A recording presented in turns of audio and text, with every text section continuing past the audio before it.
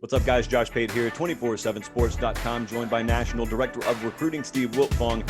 This is the weekly Wiltfong Recruiting Whip Around. And Steve, this is the time where we're kicking off this show talking about Wisconsin, a massive verbal commitment in the way of five-star offensive tackle Nolan Rucci out of the state of Pennsylvania, commits to Wisconsin. We'll talk about the Penn State side of things in a second, but we got to start with where he landed. How big a get is this for Paul Chryst and the Badgers? Well, Wisconsin is loading up at the position that they're most known for, the offensive line. However, Josh, it's actually been a few years since Wisconsin's had a player on the offensive line drafted in the first or second round.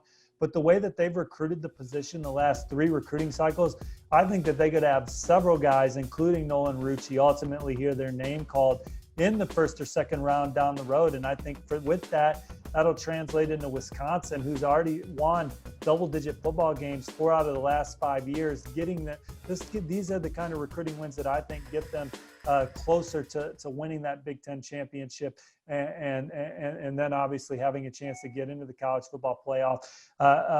Obviously, when you're talking who are the best offensive lines in college football, Wisconsin's typically on the short list, but I think that they have a chance to be the front runner for the Joe Moore Award in the next 2 years with the guys they've recruited, like Nolan Rucci, who joins this Wisconsin class that ranks number 16 nationally. The top 3 rated commits in this class are offensive linemen: Nolan Rucci, J.P. Benchawel, and Riley Mallman. The 3 of those guys, that's as good a trio as anyone's going to recruit outside of Alabama here in this class. They're coming in behind Jack Nelson and Trey Wadig, who were ballyhooed recruits in the 2020 class. And then Logan Brown and Joe Tippmann spearheaded their 2019 class. Logan Brown was our number 1 ranked offensive tackle, and Joe Tippmann's a guy that we ranked much higher than our peers, firmly in the top 247.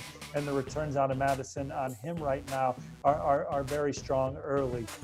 Rucci, Logan Brown, and Jack Nelson, those are 3 guys that were 5 stars in the top 247. So that's 3 guys that we think are going to be first rounders down the road based on the way we do our rankings. 3 straight classes with at least 1 5-star when you're looking at the top 247. So these are the kind of guys that can get Wisconsin back to the days of maybe not Joe Thomas, who's arguably the best offensive lineman in the last 20 years, but your Gabe Carmini's, your Kevin Zeitlers, your Rob Havenstein's, your Ryan Ramczak's, guys that were drafted early. I think the potential of the way Paul Chryst and company have recruited the offensive line over the last 3 cycles is among that caliber for Wisconsin. Steve, let me tell you, I was getting ready for Late Kick Extra the other day, and I was taking questions for the podcast. And as soon as Rucci committed to Wisconsin, I swear, if I had one, I had 100 people ask me from the Penn State side of things, is there something wrong with our in-state recruiting? We let Julian Fleming get away. We let Nolan Rucci get away. And so, I've heard both sides of this argument to a degree, but I'm really interested to get your more informed take.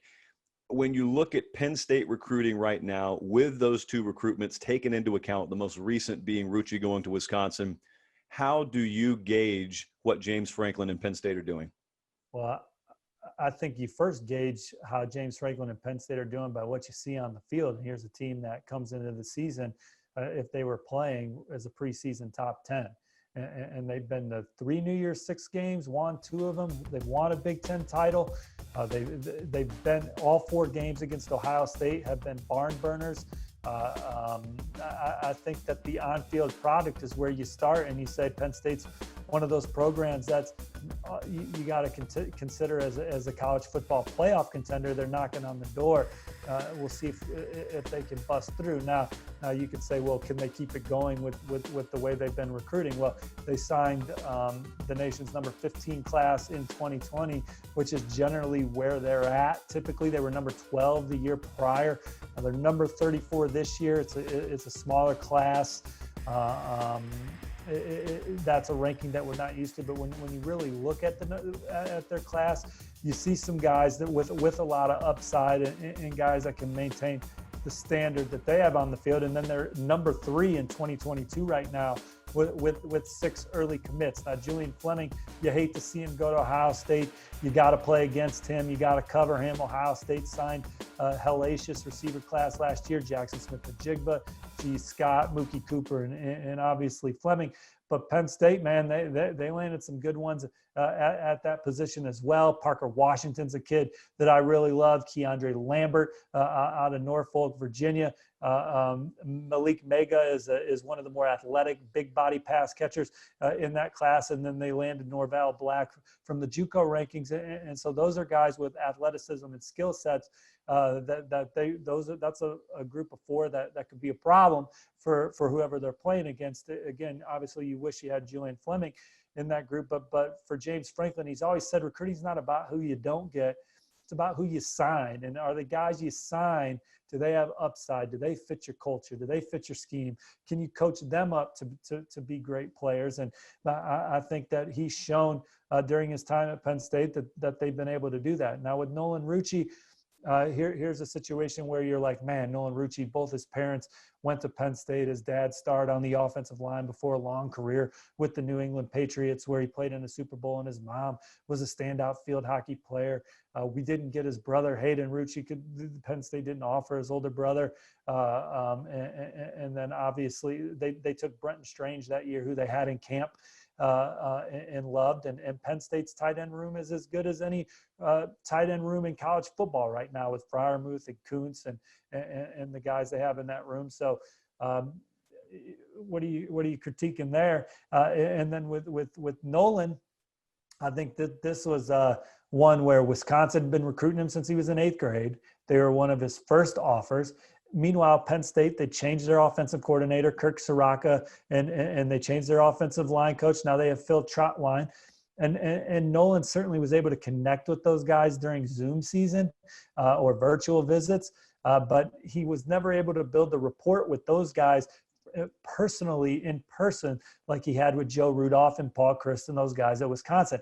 And maybe if there was spring ball and Nolan Rucci could have got to Penn State and watched Coach Trotwine coach his guys up and get a feel for what Coach Trotwine's like on the field, and then maybe hang out with some of the players more and get their opinion in person on Coach Trotwine, maybe it would have made a difference. But by the time Nolan was ready to make a decision, which was prior to his senior year, he just had more information and a better comfort level because of that with Wisconsin, because the pandemic took that away from Penn State and him getting a chance to get that personal feel with Trotwine and Kirk Soraka. And one more thing before we close, Josh, Michigan sitting with the number 9 recruiting class in the 24/7 Sports Composite. We talked last week about Donovan Edwards and them having a chance to land the number 2 running back overall in the top 247. But Tavier Dunlap is a kid that I crystal balled to Michigan over the weekend, another top 247 player from the Lone Star State.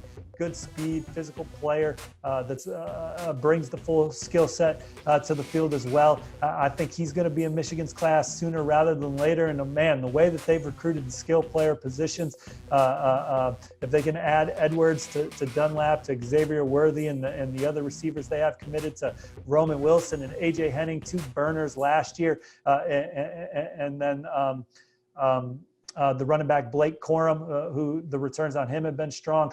Michigan's going to have as lethal a skill player group as anyone in the Big Ten at running back, receiver, and tight end. He's not new, second-year offensive coordinator Josh Gaddis has helped reload that stable. And Michigan's got a chance to be as potent as anybody with J.J. McCarthy, who I know we all watched on ESPN over the weekend for IMG at the controls. Michigan's offense, the arrow is way up on what they're doing in Ann Arbor.